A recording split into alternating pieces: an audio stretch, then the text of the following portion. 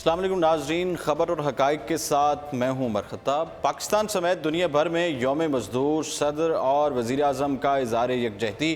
پاکستان سمیت دنیا بھر میں آج یکم مئی محنت کشوں کی عظمت کے اعتراف اور ان سے یکجہتی کے اظہار کے لیے یوم مزدور منایا جا رہا ہے۔ ایک رپورٹ کے مطابق پاکستان میں آج کے دن کا موضوع سماجی اقتصادی ترقی کے لیے کارکنوں کو متحد کرنا ہے۔ حکومت پاکستان کے اعلان کے بعد ملک بھر کے تمام کاروباری مراکز، دفاتر اور تعلیمی اداروں میں عام تعطیل ہے، چھٹی منائی گئی ہے۔ ملک بھر میں محنت کشوں کی تنظیموں کی جانب سے یوم مزدور کی اہمیت کو اجاگر کرنے کے لیے خصوصی پروگرامز کا اہتمام بھی کیا گیا۔ خیال رہے کہ پاکستان کی پہلی لیبر پالیسی 1972 میں تشکیل دی گئی تھی، جس میں یکم مئی کو سرکاری تعطیل قرار دیا گیا تھا۔ وزیر اعظم عمران خان اور صدر مملکت ڈاکٹر عارف علوی نے بھی یوم مزدور پر اپنے پیغامات میں مزدوروں کے ساتھ اظہار یکجہتی کیا۔ اس پر بات کرنے کے لیے ابھی ہمیں جوائن کیا ہے ارسلان فاروق صاحب، اینکر پرسن اور تجزیہ کار ہمارے ساتھ موجود۔ السلام علیکم جی وعلیکم السلام صاحب۔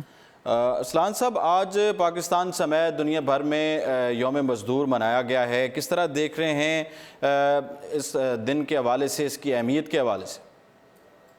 دیکھیں ورڈ صاحب، آپ بھی جس آرگنائزیشن کا حصہ ہیں اور میں بھی جن اداروں میں کام کرتا ہوا اب یہاں تک پہنچا ہوں، جی ہم سب بیسیکلی مزدور آدمی ہیں۔ ہم محنت کرتے ہیں، صبح آفس کے لیے جاتے ہیں اور شام کو واپس آتے ہیں، اور سارا دن مختلف موقعوں کے اوپر مختلف مسائل کا سامنا ہمیں کرنا پڑتا ہے۔ لیکن ہم چونکہ بڑے ایک اچھی آرگنائزیشنز کا حصہ ہونے کی وجہ سے ہمارا ماحول قدرے بہتر ہے، لیکن اس کے ٹھیک ہے۔ باوجود ہمیں مسائل کا سامنا کرنا پڑتا ہے۔ تو وہ مزدور جو سڑکوں کے اوپر کام کرتا ہے، جو میرے اور آپ کے لیے روڈ بنانے میں محنت کرتا ہے، بجریاں پھینکتا ہے، سیمنٹ ڈالتا ہے، اینٹیں 5ویں 6ٹی اور 10ویں منزل تک پہنچاتا ہے، ٹھیک ہے۔ اور پھر اس مزدور کے اوقات جو ہیں وہ میرے اور آپ کے اوقات تو شاید قدرے مختلف ہوں عام آدمیوں کے اوقات کار سے، لیکن پھر بھی ان کے اوقات بہت بڑھ جاتے ہیں۔ یہ آپ مسائل کیا آج ہیں ہم ان کے جن کا ان کو سامنا ہے؟ مسائل کے اوپر ہی میں بات کر رہا ہوں۔ یہ وہی یکم مئی ہے جس کو اگر ہم ماضی کے اندر دیکھیں تو یہ شکاگو، امریکہ کے شہر شکاگو کے اندر یہ واقعہ بیسیکلی پیش آیا تھا ٹھیک ہے۔ کہ مزدوروں نے یہ کوشش کی تھی کہ کس طرح سے ان کے اوقات کار کو کم کیا جائے، لیکن وہاں کا صنعت کار اس نے مزدوروں کے حقوق کو کچلنے کے لیے جو ہے وہ بے دریغ طاقت کا استعمال کیا تھا، اور کئی نہتے مزدوروں کو گولیاں برسا کر شکاگو کی سڑکوں کے اوپر ان کا خون بہا دیا گیا تھا، انہیں سرخ کر دیا گیا تھا۔ اس کے نتیجے میں پھر وہاں کے حکمرانوں نے، صنعت کاروں نے جو تھے وہ گھٹنے ٹیکے تھے، اور یہ 1886 میں جب 20 گھنٹے کی مشقت مزدور کیا کرتے تھے جی۔ تو پھر اس وقت 8 گھنٹے ڈیوٹی ان سے لینے کا جو حکم تھا یہ بیسیکلی اس وقت سے جاری ہوا تھا، اور پھر اسی وقت کا یہ تسلسل ہے کہ پھر مزدور یونینز بنی اور مزدوروں کے تو ساتھ تجدید عہد کی بات کی گئی۔ 8 گھنٹے جو طے ہوئے تھے اس پر عمل درآمد کیا جا رہا ہے؟ دیکھیں یہی تو رونا ہے، یہی تو مسائل ہیں کہ مزدور کے ساتھ جو زیادتیاں ہو رہی ہیں اس کے لیے کوئی آدمی آواز اٹھانے کے لیے تیار نہیں ہے۔ اور صاحب میں اور آپ کئی بڑے ہوٹلز کے اندر بیٹھ کر ہم ہزاروں روپے کا ڈنر کر جاتے ہیں، ہم ناشتوں کے اندر اپنے دوستوں کی محفلوں کے اندر جی۔ پیسوں کو کا بے دریغ ضیاع کرتے ہیں، لیکن جب مجھے اور آپ کو مزدور کو اس کا حق دینے کی بات آتی ہے تو اس وقت میں اس سے بحث کرتا ہوں کہ تم نے اتنے نہیں اتنے پیسے لینے ہیں۔ اگر وہ اپنا جائز حق بھی مانگتا ہے تو میں اپنے جائز حق کے لیے بھی اس کا جائز حق دینے کے لیے تیار نہیں ہوتا۔ یہ وہ باتیں ہیں جس کی ذمہ داری ہم حکومت پاکستان کی ہے کہ حکومت پاکستان لیبرز کے لیے جو قوانین اور جو چیزیں طے کرتی ہے، ٹھیک ہے۔ جو ان کی تنخواہ طے کی گئی ہے، کیا آج آپ کے ملک میں مزدور کو اس کا جائز حق دیا جا رہا ہے؟ موجودہ آج بھی موجودہ آج بھی حکومت نے کچھ کیا ہے مزدوروں کے لیے؟ دیکھیں موجودہ حکومت کا کیا رونا روئیں، جو کہ آئی ہی 8 مہینے پہلے ہے، اور اس سے دیگر معاشی مسائل ابھی سنبھل نہیں پا رہے، وہ مزدور کے لیے بیچارے کے لیے کیا کرے گی۔ لیکن خیر، وزیر اعظم پاکستان نے آج ہی کے دن احساس پروگرام کو آغاز کیا ہے، جس کے تحت وہ یہ سمجھتے ہیں کہ شاید مزدوروں کو ان کا جائز یہ جو حق دلوایا جا احساس سکے پروگرام گا۔ ہے جس کا آج انہوں نے افتتاح کرنا تھا، شاید کر لیا ہو، تو اس میں جی کیا سہولتیں دی جائیں گی، کیا فائدہ ہوگا مزدوروں کو؟ دیکھیں اس میں صرف ان کی بنیادی بات تو یہ ہے کہ مزدوروں کا احساس کیا جائے، احساس، فیلنگز میرے اور آپ کے اندر ڈیولپ ہو جائیں، کس طرح سے کہ میں نے اس مزدور کو اس کا جائز حق دینا ہے. اس کے اوپر پہلے بھی وزیر اعظم عمران خان صاحب نے کچھ دن پہلے بھی ٹھیک ہے. کنونشن سینٹر اسلام آباد کے اندر تھوڑی سی بات کی تھی انہوں نے کہ وہ ایک احساس کے نام سے وزارت قائم کرنے جا رہے ہیں جس کے ذریعے سے وہ یہ طے کرنے کی کوشش کریں گے کہ ہم نے ان غریبوں کو ان کا حق دینا ہے جن کے گھر میں 2 وقت کی روٹی نہیں ہوتی, جن کے ٹھیک ہے. بچے سکول جانے کے لیے فیسوں کی وجہ سے تنگ ہوتے ہیں اور وہ سکول کو چھوڑ کر پھر مزدوری کرنے کے اوپر لگ جاتے ہیں. دیکھیں واٹس صاحب, اس کو صرف پاکستان کے کانٹیکسٹ میں دیکھنے کی بات نہیں ہے. جی مزدور وہ طبقہ ہے جو پوری دنیا کے اندر پایا جاتا ہے اور پوری دنیا کا عالمی امن جو ہے جی وہ اس مزدور کے ساتھ جڑا ہوا ہے. یہ ٹھیک میں ہے. بڑی اہم بات کر رہا ہوں کہ اگر انسان خود مطمئن ہو اپنی ذات کے اعتبار سے, اس کو زندگی کی تمام سہولیات میسر ہو, ٹھیک ہے. تو وہ پھر کوشاں ہوتا ہے ملک کی ترقی میں اپنا ملک کردار ادا کرنے کے لیے. ہوں وہ پھر کوشاں ہوتا ہے کہ کس طرح سے وہ سب کو ساتھ لے کے چلے, لیکن اگر مطلب اس کو کی اپنے گھر میں 2 وقت کی روٹی نہ مل رہی ہو. ارسلان صاحب پوری ہوں گی, پھر ہی وہ کچھ سوچے گا ترقی کے حوالے سے یا ملک کے حوالے سے یا کسی اور کے حوالے سے. تو مختصر سا آپ کو آخری سوال کروں گا, اس کا مختصر سا جواب دیجیے گا. پاکستان اور IMF کے درمیان تیسرے روز بھی مذاکرات جاری ہیں کہ کیا شرائط رکھی جائیں گی, کیا مہنگائی میں اضافہ کیا جائے گا, نرخ بڑھائے جائیں گے بجلی اور گیس کے؟ دیکھیں IMF کی شرائط کے اوپر تو اس حکومت نے بہت پہلے گھٹنے ٹیک دیے تھے اور انہیں گھٹنے ٹیکنے کی ایک کا یہ تسلسل تھا کہ ڈالر کی قدر کو بڑھایا گیا, پیسے کی قدر کو کم کیا گیا, بجلی کی قیمتوں میں اضافہ کیا گیا, گیس کی قیمتوں کو 150% تک بڑھا دیا گیا.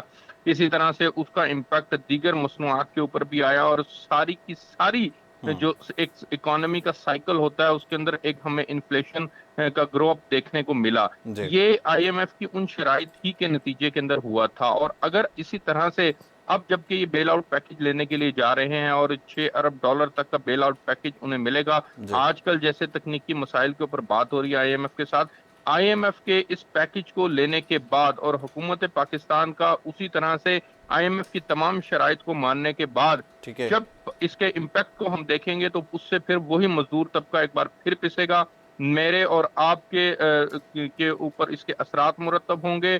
وہ انڈسٹریلسٹ جس نے پاکستان کے ایک بہت بڑے اکانومی کے اندر جس کا ایک بہت بڑا شیئر ہے, جی جو کہ اپنا بہت بڑا پروفٹ مارجن لے کے جاتا ہے, وہ بہت زیادہ ترقی کر جائے گا اور اس کا جو ایفیکٹ ہے وہ ایک عام مزدور کے عام اوپر مزدور پڑے پر گا. پڑے گا, ہم سب لوگوں پر پڑے گا. بہت شکریہ. ارسلان فاروق اینکر پرسن تجزیہ کار ہمارے ساتھ موجود تھے.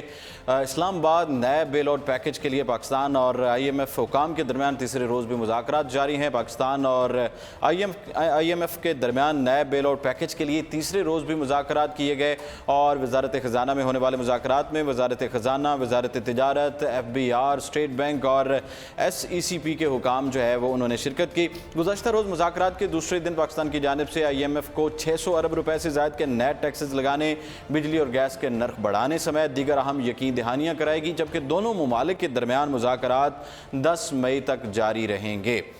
مسعود اظہر پر پابندی کے حوالے سے بات کریں. چین کا اپنی تکنیکی رکاوٹ سے پیچھے ہٹنے کا امکان ظاہر کیا جا رہا ہے. امریکہ کے مسلسل مطالبے پر چین نے اقوام متحدہ کی 1267 پابندی کمیٹی کی جانب سے جیش محمد کے سربراہ مسعود اظہر پر پابندی سے متعلق رکاوٹ سے پیچھے ہٹنے کا عندیہ دے دیا ہے. ایک رپورٹ کے مطابق سینئر پاکستانی حکام نے میڈیا کو بتایا کہ چین مسعود اظہر پر پابندی سے متعلق اپنی تکنیکی گرفت کو واپس لے سکتا ہے. تاہم اس معاملے میں پیش رفت سے متعلق دفتر خارجہ کی جانب سے بھی خصوصی بریفنگ میں تفصیلات فراہم کیے جانے کا امکان ہے. ادھر چینی وزارت خارجہ کے ترجمان نے بیجنگ میں میڈیا سے بات کرتے ہوئے کہا کہ ہم 1267 کمیٹی میں فہرست کے معاملے کو بات چیت اور مشاورت کے ذریعے حل کرنے کی حمایت کرتے ہیں اور میں سمجھتا ہوں کہ یہ سب سے زیادہ اراکین کی رائے ہے. دوسرا یہ کہ کمیٹی کے اندر ہی متعلقہ معاملے پر مشاورت جاری ہے اور کچھ پیش رفت حاصل ہوئی ہے. تیسرا یہ کہ میرا ماننا ہے کہ تمام فریقین کی مشترکہ کوششوں سے یہ معاملہ مناسب طریقے سے حل کیا جا سکتا ہے. خیال رہے کہ بھارت 2016 سے مسعود اظہر کا نام اس فہرست میں شامل کروانا چاہتا ہے, لیکن 14 فروری کو بھارت کے زیر تسلط کشمیر کے علاقے پلوامہ میں سینٹرل ریزرو پولیس فورس پر حملہ ہوا تھا, جس کی ذمہ داری جیش محمد نے قبول کرنے کا دعویٰ کیا تھا, جس کے بعد سے اس معاملے میں تیزی آ گئی ہے. اس سلسلے میں اقوام متحدہ کے سیکیورٹی کونسل کے مستقل اراکین امریکہ, برطانیہ اور فرانس نے بھی بھارتی قرارداد کی حمایت کی تھی, لیکن چین نے चौथी मरतबा तकनीकी तौर पर इसको रोक दिया था। ताहम इस मरतबा अमेरिका, बरतानिया और फ्रांस ने अपने हरबों को तब्दील किया है और सिक्योरिटी कौंसिल में करारदाद को लाने का मंसूबा बनाया है। चीनी तर्जुमान ने कहा है कि इस मामले को इस कमेटी में ही हल होने की करने की ज़रूरत है। बीजिंग अक़वाम मुत्तहिदा की सलामती कौंसिल में मामले से निपटने की मुखालफत करता रहा है क्योंकि वहाँ इजलास अवामी होता है, जबकि पाबंदी कमेटी में ये राजदारी के तहत होता है। दूसरी जानिब अमेरिका की principal deputy assistant secretary of state बराए जनूब और वस्ती एशियाई अमूर एलिस वेल्स ने इस्लामाबाद में गुफ्तगू करते हुए कहा कि हम मसूद अजहर को इस फहरिस्त में शामिल करने के लिए आगे बढ़ने से मुतालिक फ्रीकैन के इक़दाम को सराहेंगे। साथ ही उन्होंने दहशतगर्द करार देने में अक़वाम मुत्तहिदा की मरकज़ियत और किरदार को भी तस्लीम किया। उन्होंने कहा कि हम समझते हैं कि दहशतगर्द करार देने के अमल को तकनीकी नौइयत का होना चाहिए, यहाँ तक कि सबूतों की तशख़ीस होनी चाहिए और मुमालिक को इस अमल के साथ आगे बढ़ना चाहिए। अक़वाम मुत्तहिदा का अमल काम कर रहा है और बेहतर काम कर रहा है और बैन अक़वामी बरादरी किसी भी दहशतगर्द के खिलाफ कार्रवाई करने के काबिल है, चाहे वो कोई भी हो और वो कहीं भी मौजूद हो। वाज़िर है कि एलिस वेल्स ने अपने 2 रोज़ा दौरे पाकिस्तान में chairman joint chiefs of staff committee general Zubair Hayat, army chief general Qamar Javed Bajwa, वज़ीर आज़म के मुशीर बराए ख़ज़ाना अब्दुल हफीज़ शेख, सेक्रेटरी ख़ारजा सुहेल महमूद और दीगर अहम मुकाम से मुलाकात की थी। उनका ये दौरा अमरीकी नुमाइंदा ख़ुसूसी बराए अफ़गान अमन अमल ज़ल्मे खलीलज़ाद के साथ था और दोनों शख्सियात ने कुछ मुलाकातें एक साथ भी की थीं। आखिर में बात करेंगे अफ़गान सरहद से आज हमला किया गया, पाक फ़ौज के 3 एहलकार शहीद हुए, 7 ज़ख्मी हुए। अफसोसनाक ये खबर मौसूल हुई थी। सरहद पर बाड़ लगाने में मसरूफ़ पाक फ़ौज के जवानों पर अफ़गानिस्तान से होने वाले दहशतगर्द हमले में 3 एहलकार जो है वो शहीद हुए थे। जवाबी कार्रवाई में मुतअद्दिद दहशतगर्द मारे गए। पाक फ़ौज के शोबे ताल्लुकात आमा ISPR के मुताबिक तकरीबन 60 से 70 दहशतगर्दों ने अफ़गानिस्तान में अपने बेस कैंपों से पाक फ़ौज के एहलकारों पर हमला किया। ISPR ने बताया कि पाक फ़ौज की जवाबी कार्रवाई के नतीजे में दहशतगर्द भी हलाक हुए। पाक फ़ौज के शोबे ताल्लुकात आमा ने बताया कि इस हमले में फ़ौजी एहलकार शहीद हुए हैं और जिनमें लांस नाइक अली और लांस नाइक नज़ीर और सिपाही इमदादुल्ला शामिल हैं। शुमाली वज़ीरिस्तान के इलाके में होने वाले इस दहशतगर्द हमले में कुछ एहलकार जो हैं पाकिस्तानी फ़ौज के वो ज़ख्मी भी हुए हैं। ISPR के मुताबिक दहशतगर्दों की जानिब से हमला उस वक्त किया गया जब एहलकार सरहद पर बाड़ लगाने में मसरूफ़ थे। पाक फ़ौज के शोबे ताल्लुकात आमा का कहना है कि अफ़गान सिक्योरिटी फोर्सेस और हुकाम पाकिस्तान के खिलाफ अपनी सरजमीन का इस्तेमाल रोकें। पाकिस्तान फ़ौज सरहद पर बाड़ लगा रही है जहाँ उस पर हमले हो रहे हैं और ISPR ने अज़्म का इज़हार किया है कि तमाम तर रुकावटों के बावजूद सरहद पर बाड़ लगाने का अमल जारी रहेगा। ये बात वाज़िर है कि पाकिस्तान की जानिब से पाक अफ़गान सरहद पर बाड़ लगाने के अमल जारी है, जिसका पहला मरहला गुज़श्ता बरस दिसंबर में मुकम्मल कर लिया गया है। पाक फ़ौज ने पहले मरहले में 900 किलोमीटर तवील सरहद पर कामयाबी के साथ बाड़ लगा दी थी, तो हम बकिया मनसूबा रवां बरस ही मुकम्मल कर लिया जाएगा। ख्याल रहे कि सरहद पर बाड़ लगाने के दौरान अफ़गानिस्तान में मौजूद दहशतगर्दों ने वक्फे से मुतअद्दिद मरतबा पाक फ़ौज पर हमले किए हैं, जिनमें कई जवान शहीद भी हो चुके हैं। नाज़रीन, ये था आज के प्रोग्राम और इसके साथ ही उमर खताब को दीजिए इजाज़त और आप देखते रहिए उर्दू पॉइंट।